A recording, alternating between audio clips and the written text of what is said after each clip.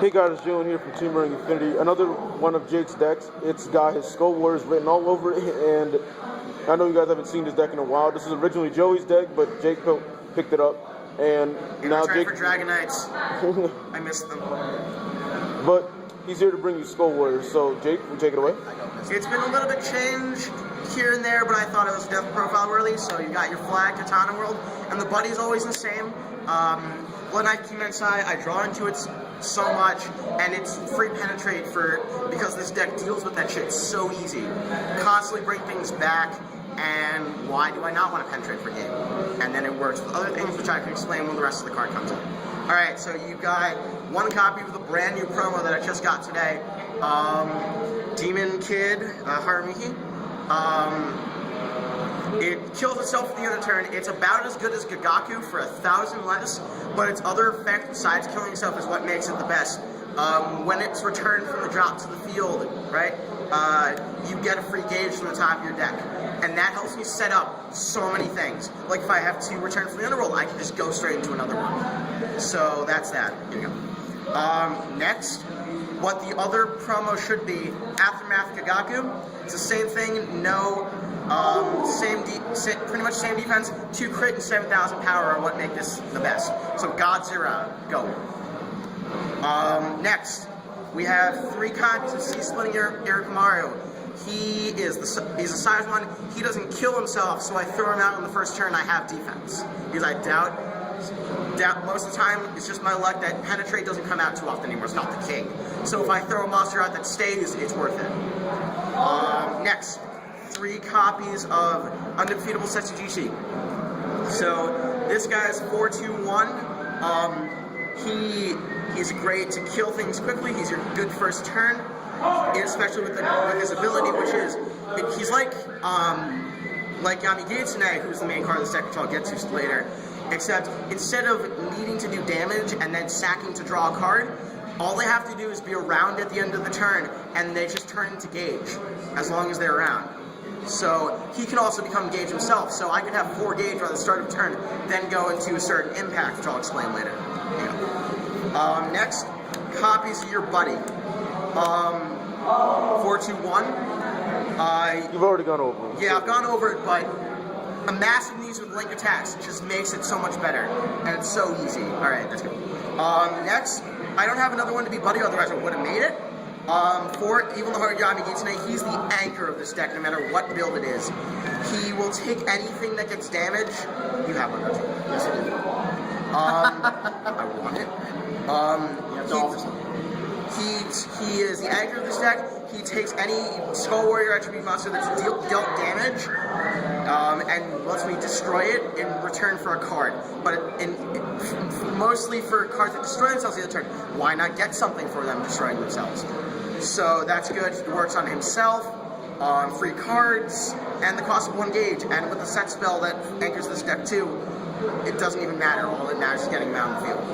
Next, you have your size 2. First strike, Yabai Heavy.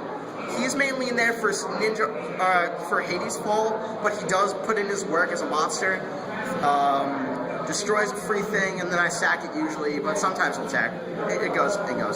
Next, you have your main size 2, Tempest Garo. With Garo Slash, I can pay a gauge, and he gains 2 abilities, the one to kill himself at the end of the turn, and double attack, along with the 3,000 power boost, so he becomes my killer. Next, mainly for Hades Fall, but I don't use this much. It does happen though. We have the one ninja monster, which is Noble Ninja Momojitaba. Size 3, double attack, and gives me a life. And it doesn't have to even be my buddy. So that's all my monsters. Now you have your nullifiers and other great spells. A nullifier for spells is Demon Way Sakura Fubuki. You pay 2 life, and it nullifies any spell. So if they throw their spell first, like an attack nullifier, throw this out there, and your attack completely goes through. Or get the Kagiri, but I don't see that much anymore. Next, your anchor spell of the deck.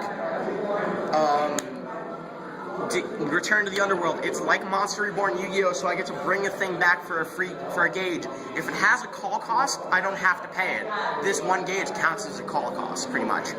And the best part is, let's say I have one. If I throw another, I can now bring back 2 monsters. You can only do it once, but it's once per card. That's the key there.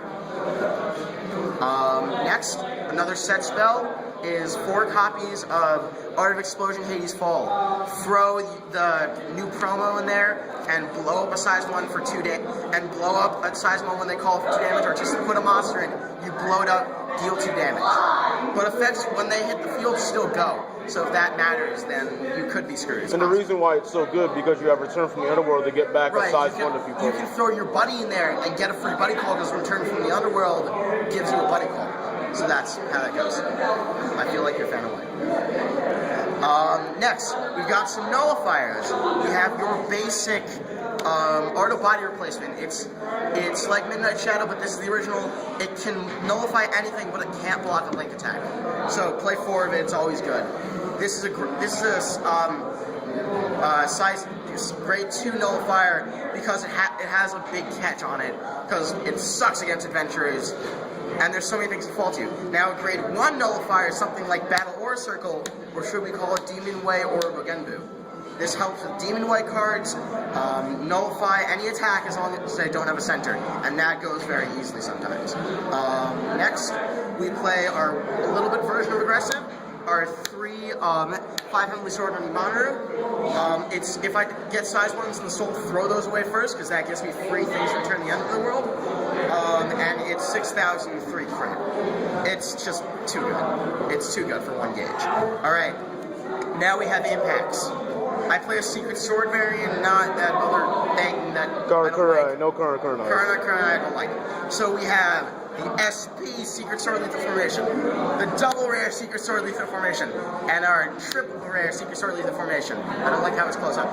And then we have the Secret Sword Star Crusher for spells, and Secret Sword Shooting Star for items. When basically these put one of the Secret Swords into their soul, even other ones deck fin. With one of these, if the insert type of card here is played, for example, as an item, you have to attack with it, or if it's a spell, you can nullify or destroy the thing and deal 3 damage for 3 gauge. There's another one which I throw in sideboard, but I don't think it's worth it because impacts are not as relevant anymore. The only thing I would need it for is to nullify my opponent's Secret Sword. So it doesn't happen too often. And that is Makatana World Deck Skull Warriors, Brett. Hope you guys like the video. Subscribe to Team Bring Infinity for more Buddyfight videos. If you have any suggestions, please leave it down in the comment section below. And Jake and Jalen is going out. See you later, YouTube.